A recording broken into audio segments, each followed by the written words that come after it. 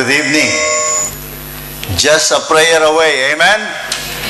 Let's give a big hand to the Lord for our sister Jane Esto. Praise God. Napakaganda ng boses. Ang mga taga-FCC ay gifted. Napakarami na nating singer sa FCC. We have also worship team here from FCC Musapa. Palakpakan din natin ang ating mga taga-Musapa. We have other people here from other churches, from Alain Church, because today is holiday. From Dubai Church, from Sharjah, or from Ajman or Ras Al Khaimah. Dito lang mas maganda. Mas nakikita yung magandang lalaki dito sa area na ito. Baka nagre-reflect yung yung lights. So I believe God is with us tonight because always, in the Philippines, we are blessed because always every Sunday we are going to church, right? But here, we change our timing. The schedule is because this is a Muslim country, so we are celebrating always every Friday. How many of you attended last Friday evening service? English worship service. Oh, Sister Abby alone is here. It's okay, Sister Abby. Anyway, the topic that I will give to you is almost the same, but maybe God will give you a different approach tonight. Medyo mas madali din dahil pwede ako mag-Tagalog. Kasi that service is a nose-bleeding service. Medyo, ang hirap mag-punchline, ang hirap mag-expound, Because we are not, our tongue is not, yung bang hindi tayo yung American, yung ating dila ay sanay sa Tagalog, hindi sa English. Pero pag kailangan, pwede tayong magsalita Mga Pilipino, kahit nasa probinsya, pagkakausap Amerikano, mag-i-English yan. Yeah? Magaling tayo sa ganon. That's why, I heard that World Economic Forum that our number one assets, yung resources, is people. Because our people can speak English language. Majority of the Filipinos can speak English language. That's our advantage to all other nations, especially in Asia. Di ba? Yung mga Singapore, Japanese, Malaysian, Thailand. Yeah? Pero ang Pilipino, magaling sa English. Kausapin mo yung katabi mo, sigurado pwedeng mag-English yan. Yeah? Amen ba tayo doon? I'm so blessed. I stay a little bit time in the Cornish just to pray. And God reminded me sa panalangin ang Pilipinas. Because now in World Economic Forum na ang Pilipinas ay meron tinatawag na miracle, Philippine miracle, yung economic boom, yung paglago ng ekonomiya ng ating bansa. And what we need to pray is to sustain the growth ng economic para hindi po tayo habang panahon na dito sa UAE. Para doon naman tayo kukuha ng lokal na katulong, Hindi tayo katulong dito ngayon. Pero time will come, magkakabaliktad na ang sitwasyon. Amen? Hindi naman, sabi nga ko, weather lang yan. May panahon at tayo naman ang itataas ng Diyos. I believe the prophecy of the God for the Philippines, that the Philippines will be the launching pad of the gospel in Asia, will come to pass. And through the blessings that God will give us, hindi natin papayagan na mawala yan. So I believe we need to pray to God to speak to us tonight as we come to the Lord in prayer. I believe He will guide us in this place. Let's bow our heads and let's pray that God will speak to us. Magsalita po sa atin ng Panginoon. Ama naming Diyos, wala kaming magagawa hiwalay sa iyo. Kaya kami dumudulog sa gabing ito na ang banal na Espiritu lamang ang siyang makakilos sa aming kalagitnaan. Itago niyo ang inyong lingkod sa inyong likuran at kayo maitaas at mapasalamatan. Gamitin niyo ako bilang daluyan ng inyong kapangyarihan. Ang labi ko ay gamitin mo bilang iyong mouthpiece, Lord, upang kapangyarihan mo ay kumilo sa amin. I-bless niyo kami, Lord. Bigyan niyo na kami ng kalakasang espiritual sa gabing ito. Maliwanagan kami. Alisin niyo po anumang kabulagan sa aming mga mata, sa aming mga pandinig. Alisin mo po, Panginoon, at buksan mo ang aming espiritual na mata at aming mga tenga upang marinig ka namin. Kinakasila namin ang anumang mga pandaraya, anumang mga deception, anumang mga hadlang, anumang mga diversion ng kalabang. Kinakasila namin sa lugar na ito.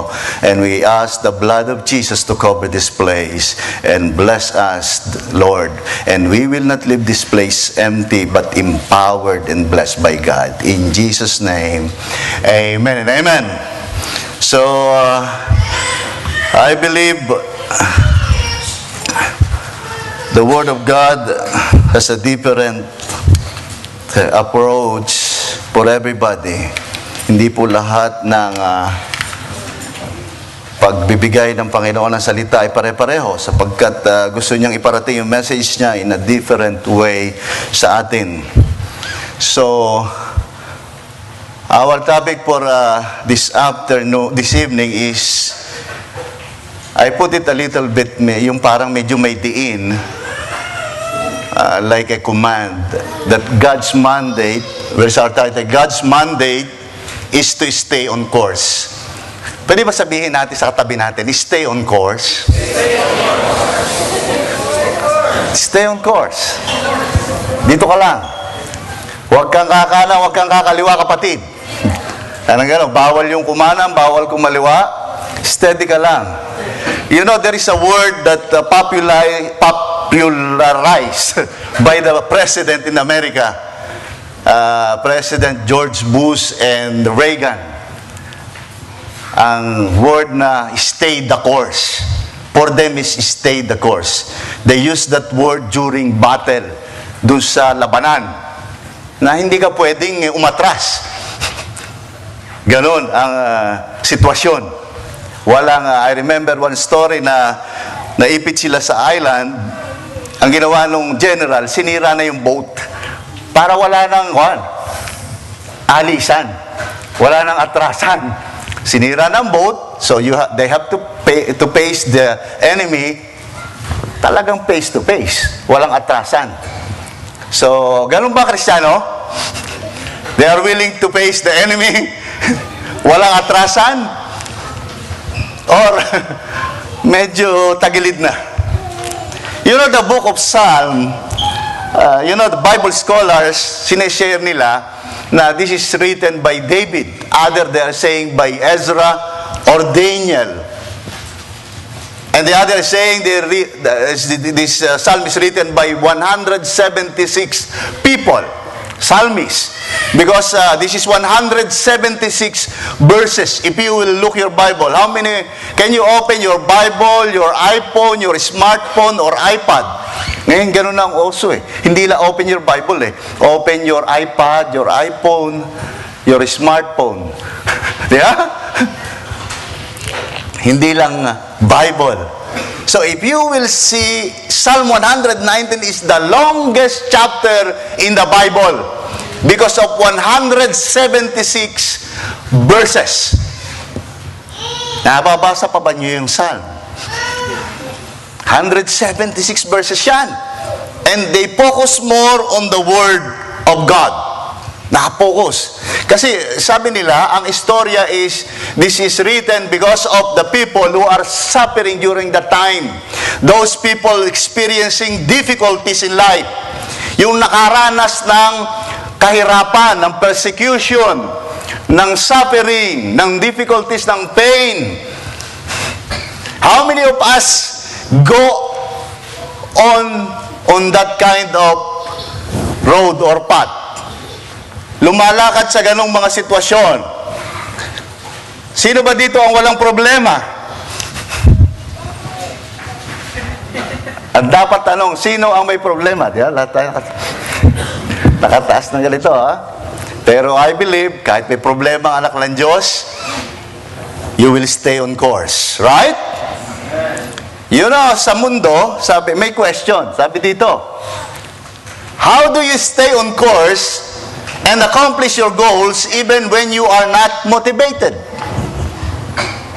Di ba, sa normal, kung nasa kumpanya ka na ang sweldo mo'y maliit at ang amo mo ay hindi ayos, parang ayaw ko na dito manatili. Yeah? Tapos wala pang benepisyo. Lagi ka pang sinisigawan. So how you will stay if you are not motivated anymore? If you are not happy, if you are not enjoying that life, that situation, you will stay? If you are not motivated, how you will stay? You know, normal na tayo, gusto natin ng motivation eh. Pag binomotivate tayo, the more we become productive, right? Pag hindi ka na motivate, talagang pakiramdam mo. Harang ayaw mo nang kumilos, ayaw mo nang gumawa. But if we are motivated, nandun yung nagiging productive tayo, resourceful. Lahat, lumalabas yung talento mo, di ba? Ganun ang Pilipino. Sabi nga, pagka ang Pilipino, binayaran mo lang ayos. Pagbayad yan ang maganda, magtatrabaho yan ng ayos, di ba? Pero wag mo yung bayaran ng hindi ayos, hindi mo makikita kung gaano kagaling ang Pilipino. Pero bayaran mo yan, you will see the production, you will see all the things, the talents na kanyang Sino ba yung nakakaranas na ng ganon? Kung hindi ka pa nakaranas o makakaranas pa, maybe this is for everybody. Amen? Okay. What is the word that you are giving when your friend, your colleagues ay nakakaranas na hindi na siya motivated? Hindi na niya kan. This is the word that you will see. Where is the word? Ayaw gumana natin. Yan. Lalaki, ano? What you will say to your friend? Basahin nyo. Never quit. Yeah? If you stumble, get back. What happened yesterday no longer matters. Today is another day. So get back on track and move closer to your dreams and goals. You can do it. That's an encouragement, right? O ano siya sabi? Sabihin nyo, malapit ka na sa Ilog Pasig, pwede ka nang tumalon dyan. Dahil wala nang kwenta yung buhay. Yeah? Buti dito, walang Ilog Pasig sa building, may tumatalon, di ba? You know, those people, you know, I've been in Hong Kong one time. We are ministering doon sa Filipino community sa Hong Kong. And during Sunday, yung mga Pilipino nag-gather doon sa plaza sa Hong Kong. Makikita mo lahat Pilipino. Para ka nasa, sa Chinatown, sa Manila. And you know, makikita nyo yung lahat ng domestic helper, nagkukwentuhan. And you will hear from them that every day there is one domestic helper jumping over the window. Tumatalon sa building, nagpapakamatay. Hindi natin alam. Si kontemplasyon lang ang na-sensationalize. Yeah? But a lot of Filipina domestic helper in Hong Kong, when they experience difficulties and suffering, tumatalon sa building. Wala nang nakakaalam. And we cried for our Filipino community there. We try to pray for them. We try to encourage them. Because during the time, we have a mission to bring Bible to China. So what we are doing during the time, we will go to Hong Kong and then we go to China and cross and bring the Bible. Ang tawag ay bread. Just to bring Bible in China, ang tawag, we will bring cookies and bread. Means small Bible or tracts just to go to China because China is not allowed to bring Bible. So we have a big coat and we will put all the Bibles in our pockets just to cross the border in China, just to bring Bible to our Christian brethren in China. That's what we are doing. But really, nakakalungkot na wala silang encouragement, walang direction, walang naririnig na salita ng Diyos. And nakakalungkot po, still, in this place also, there are a lot of domestic helpers nagsasuffer. Even one latest story in Saudi Arabia, I don't know, yung binuhusan ng mainit na tubig, right? And what we need is to pray for Filipinos to really open their hearts to the Lord. Mabuksan ang puso nila sa Panginoon. Okay. So, ang aking tanong, how to stay on course in God's perspective or in our Christian view? Sa atin, paano natin? Kung kayo, what is your answer? If somebody asks you, how you will stay on course? Kung kayo ang tatanungin, trivia tayo ngayong gabi. What is your answer? Kung kayo ang tatanungin, ano ang gagawin nyo? How will you stay on course? Except Ate Abby. Kung kayo tatanungin, paano kayo lalakad ngayon ng matuwid? Sa kabila ng kahirapan, sa kabila ng naranasan mo, you will stay on course. That's what God's mandate for all of us as Christians. Na dapat ganun ka. Yung mga nauna sa atin, ganun nangyari. But they stay on course. They hold on. They become victorious and successful. Tayo ba? Ganun pa rin ang sitwasyon natin? We are looking like, tingin natin, tayo ba ay ayos pa rin ang sitwasyon natin? How many of you studying na Ecclesiastes now in the Bible study? And there is a question doon na sasagutan natin at there is a grade number. Pag may nakuha ka, malalaman mo kung anong estado mo na. Ate Sally is with us also. She knows this. So, ano ang sagot natin? This is as simple as a short word that I will give you so that you can remember. Every time I preach the word, I want the people to easily remember the word. Gusto kong matandaan. I don't want to give you a very difficult word or whatever topic or whatever long explanation or expounding of the word na pag alis mo, pag tinanong, anong natandaan mo?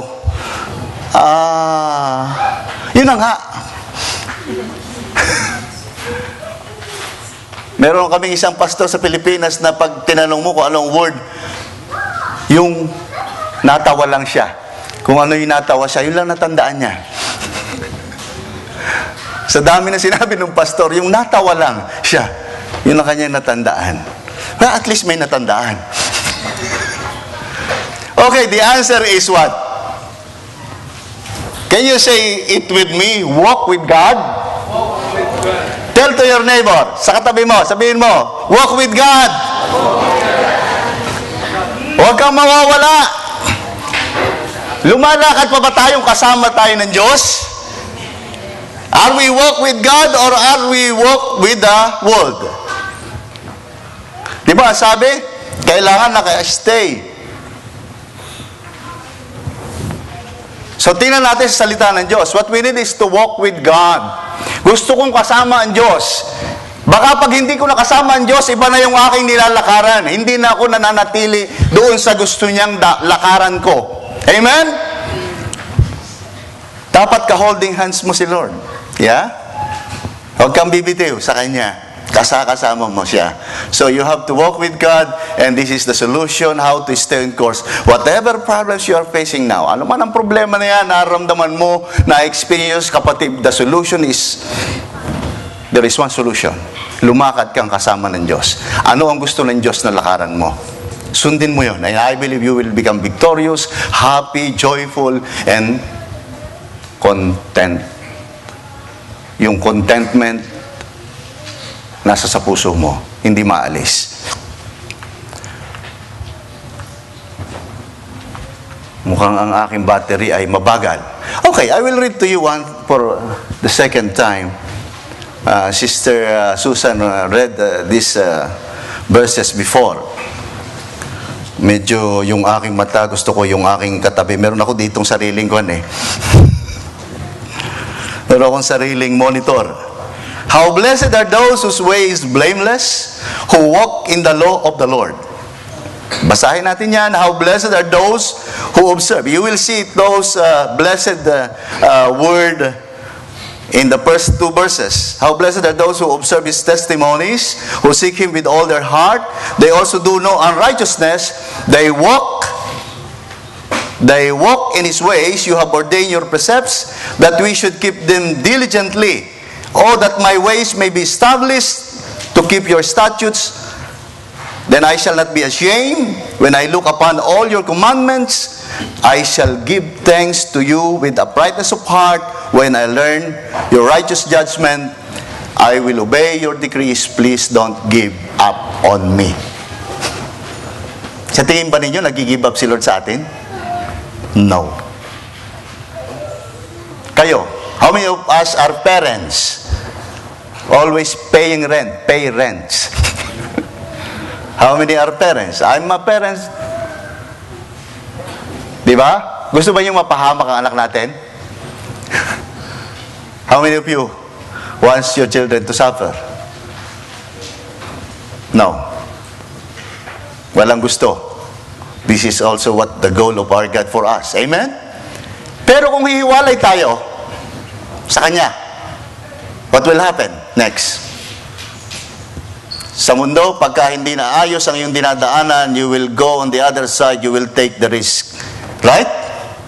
And whatever the consequences you will face, merong consequence. Kung hindi ka dadaan doon sa tama, magte-take ka ng risk.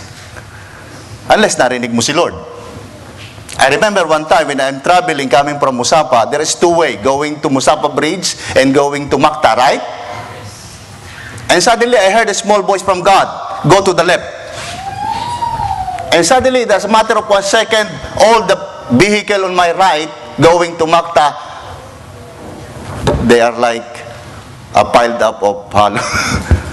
Nagbanggaan sila at nagpatong-patong. In a matter of second, when I transfer to the other side, suddenly all the lanes on my right, kung nandun ako kasama ako, nakapiled doon sa patong-patong na vehicle. So we need to hear from God. So what is a message for all of us tonight? I will give you, this is how to walk with God. You see the red letters? You see the red letters? What is the red letters? Walk. It's as simple as that. You will remember walk. What is walk with God? What is walk with God? What we need is word from the Lord. You will read the whole Psalm 190 there. Ulit yung word of God. Word of the Lord, word from the Lord, you will hear. And number 2 is align your heart to God. Number 3 is live in holiness and know God deeper. That's what we are doing as Christians. Hindi tayo yung basta ordinaryo lang na pag nakarinig na salita, okay na. We will go deeper. We want to know God more. Amen? Gusto natin malalim tayo sa Diyos. Para kahit anong daanan natin, kahit anong problema, kayang-kaya mo yan, kapatid. Sabihin mo sa katabi mo, kayang-kaya mo yan, kapatid. Malalim ka. Hindi malalim ang tulog, ha? Baka malalim na ang tulog ng katabi mo. You are deeper. You are strong. Ganun ang Kristiyano. Kaya masaya ka kahit may problema. Amen? Hindi dahil nagpe-pretend ka na masaya ka. Kundi you are happy with the Lord. Amen? Hindi happy with the world. You know, happiness is temporary. Hello? Yung kasiyahan, temporary yun. Pagka bigla kang binigyan ka ngayon ng $100 million, bigla ka sasaya. Pag tinanggal sa'yo, bigla ka lulungkot. So what we need is not happiness, what we need is what? Joy. Joy is eternal. Sabihin mo sa katabi mo, joy is eternal. Happiness is temporary. Dapat alam natin yan. So what we need is joy. Hindi si Joy. May Joy tayo dyan, nasa likod, ha? Pero okay na rin si Joy. Nakita ko masaya si Ate Joy lagi. Okay. Word from the Lord. Psalm 119 verse 1. How blessed are those whose way is blameless, who walk in the law of the Lord. So what the psalmist is encouraging us, how blessed. You are blessed. Whose way. Other verses, other translation, they use action. Is blameless. Who walk in the law of the Lord. Kung sino daw yung lumalakad sa batas ng Diyos. If you will remember, sa Deuteronomy chapter 20, nandun yung Ten Commandments, right? Exodus, right? Di ba? Ten Commandments, yung law of the Lord. So, ibinigay sa mga Israelita, para yun ang lalakaran nila, para manatili sila sa Panginoon, to stay on course. Kung aalis sila doon, mapapahamak sila. So, kailangan natin yung ating buhay ay nakalakad ayon sa salita ng Diyos. You know, there are some people that are saying, okay, to do these things, you must be practical. Kailangan practical ka, di ba? Para madali. You know, a lot of people doing practical things just to make it easy. Para madali.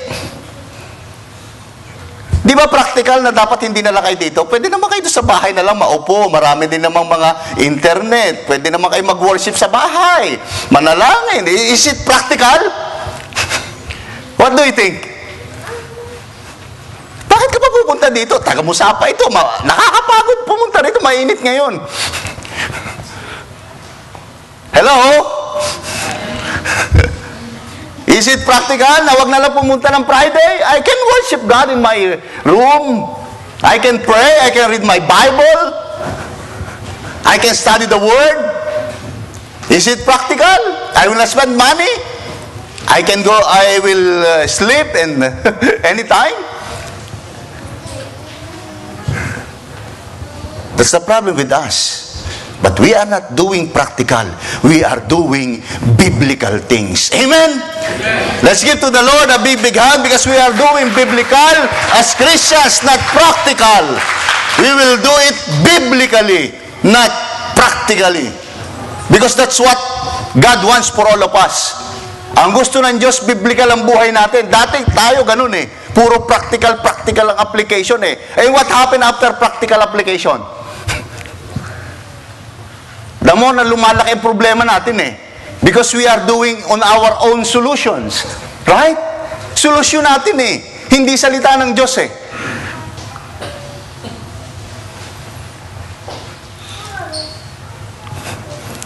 Hindi ko alam kung anong mga ginawa. Marami tayong ginawa. I'm also experiencing mistakes in my life. I did a lot of things na hindi biblical. Practical na lang. Pero merong consequence. Merong mistake, merong consequences yung ating mga kasalanan, kamalian. Okay, what are the other verses that parallel to this one? Isaiah 30 verse 21, 22. I'll make it a little bit past. Your ears will hear a word behind you. This is the way, walk in it. You know, God will speak to you. Amen?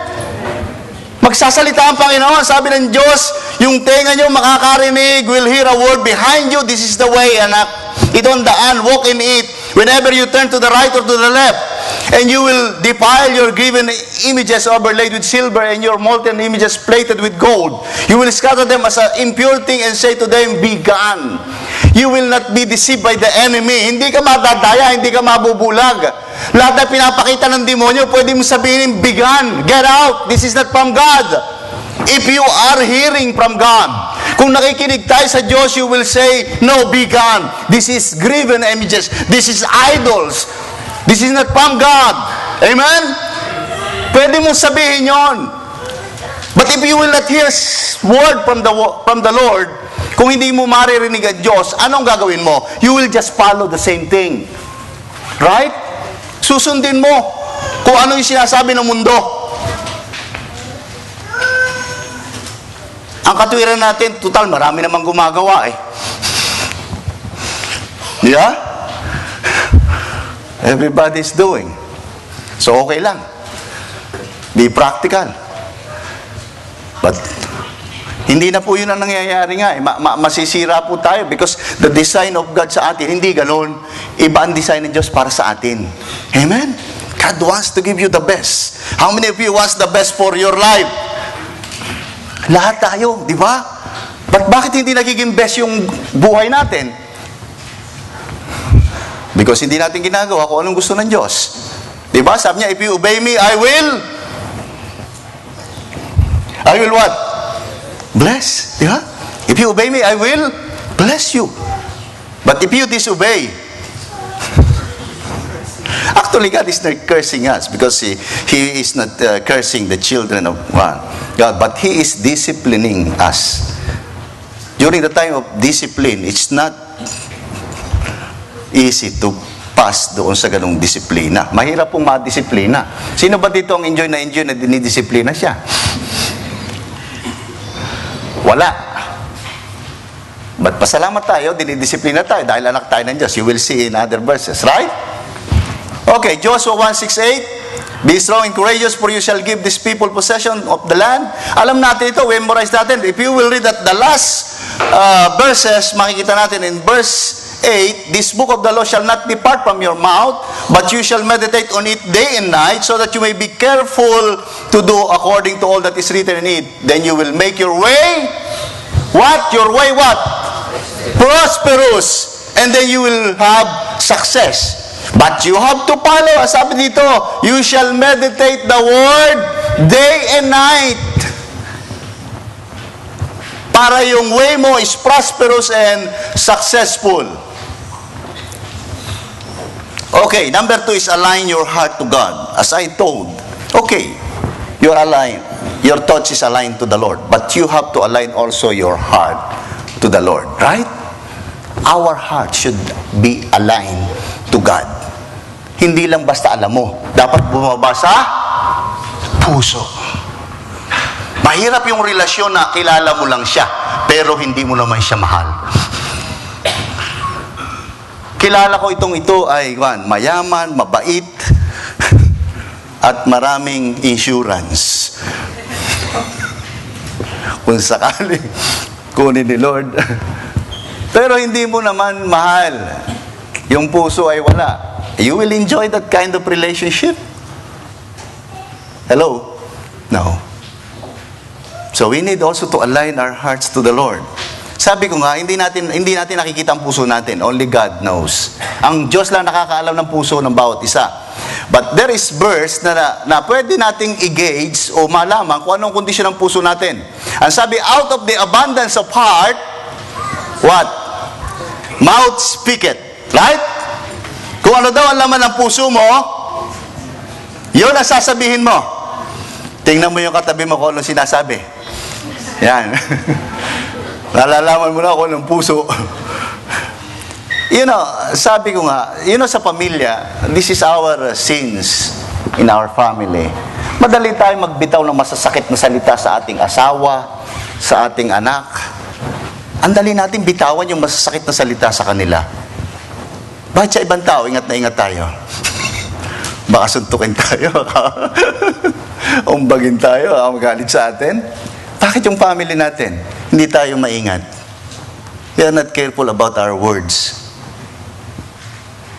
Pag nagsasalita tayo sa ating pamilya, tingnan natin ang puso natin. Are our hearts still aligned to the Lord or not? Yun ang mabigat na battle natin is family eh. Because parang ang tingin natin sa ating pamilya, pag-aari natin. That's why we can do everything, anything sa ating family. But look at our hearts. Are we still aligned to God? Ayos pa bang puso natin? That's why we are speaking harsh words or para bang halos sirain mo yung pamilya mo because of words. So we need to take care of our words because nakatingin sa atin ang Diyos at alam niya ang puso na natin kung anong kondisyon. And sabi, how blessed are those who observe His testimonies, who seek Him with all their heart. Kung ang buhay mo, lagi ka nagpapasalamat at naririnig yung encouragement, magandang word sa iyong bibig, I believe your heart is aligned to the Lord. Amen? Pag lumalabas din ay maganda pa at maayos, ibig sabihin, hindi ka nagalit na galit. Nagmamahal ka. Kahit kaaway mo, minamahal mo na. Kasi bakit ka nagsasalita ng ako? Isang punong-puno na ng galit yung puso natin eh. Amen? Punong-puno na ng galit, hindi na ayos. Hindi na tayo marunong mag-forgive. Matigas na ang puso natin. Punong-puno na ng unforgiveness. Kaya bawat salita mo, matigas. Nakakasakit. Kasi you are just, sabi nga, parang gusto mo lang ilabas yun. You know, in the world, ginagawa nila pagka maraming problema, just, tayo ngayon, anong solusyon? Pag marami kang pressure, stress, problema, pumunta sa Facebook, di ba? Halos maghapon nakabukas ang Facebook. Ano pa? Maraming just to alleviate our, yung depression, stress. Right? Para lang mawala. Doon ka pumupunta. Yung mga tao, ganun eh. Temporary solution. Not Facebook, pace the book. Amen? So, yung tabi mo, pace the book, ha? Not Facebook. Para ma-align ang heart. Okay, ano pa yung ating mga verses? Search me, O God, and know my heart. Test me and know my anxious thoughts. Alamin natin, Lord, alam mo ang puso ko. Search me, O God. You know, come to the Lord in prayer and search, Lord. Like David, Lord, nagkamali ako. Mali na yung puso ko. Tumitigas na yung puso ko. Lord, heal my heart. Search my heart, Lord. Amen? Nandiyan si Lord. Mahal na mahal tayo. But the problem, if you will not come to the Lord, kung you keep on justifying that okay lang ikaw, okay lang ako, hindi pwede yun. Masisira tayo. Proverbs 3:5 and 6, this is very familiar also. Even the children memorize this verse. Trust in the Lord with all your heart and do not lean on your understanding, all your ways acknowledge, and He will make your path straight. You know, trust in the Lord with all your minds ba? With all your heart. Because God knows the heart. Yung mind natin, madaling kwan yan eh. Pero yung puso, pag nagmahal. Diba? Gaya ng mga single dito, mga nagmamahal. Talagang, yung tiwala, ibinibigay buong buo. Amen ba sa mga single? Amen! Palakpakan natin, single. Hindi lang sila nagmamahal kay Lord. Yung iba, delight yourself in the Lord and He will give you the desires of your heart. Dapat you are satisfied, you are full of, sabi nga, yung joy sa Panginoon. Talagang enjoy ka kay Lord. You delight yourself, right? Not dim light yourself.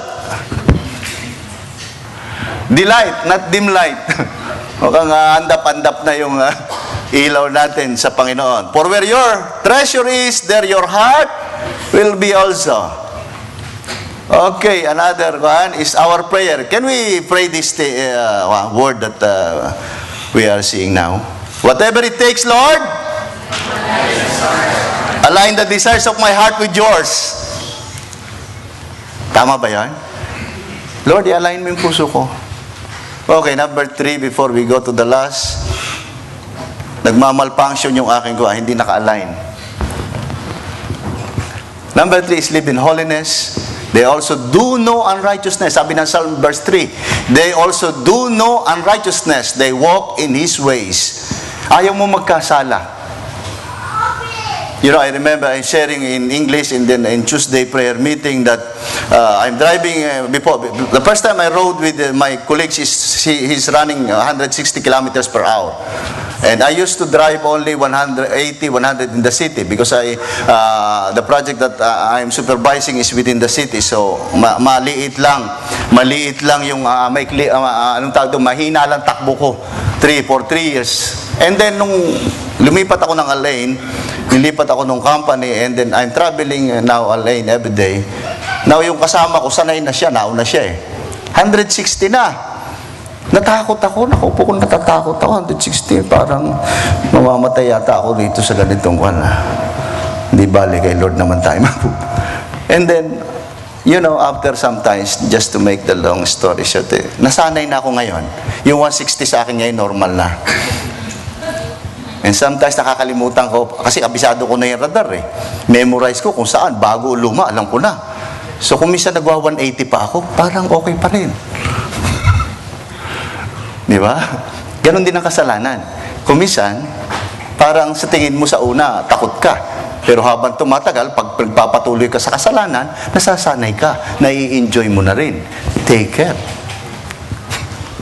Ganon ang mangyayari. Be careful. So live in holiness. 1 Peter 1:15-17, called to be holy because I am holy. This is a command of the Lord, right? Gusto niya maging banal tayo, hindi yung nahuhuli, kundi holy tayo. Minsan, lagi tayo nahuhuli ni Lord. So,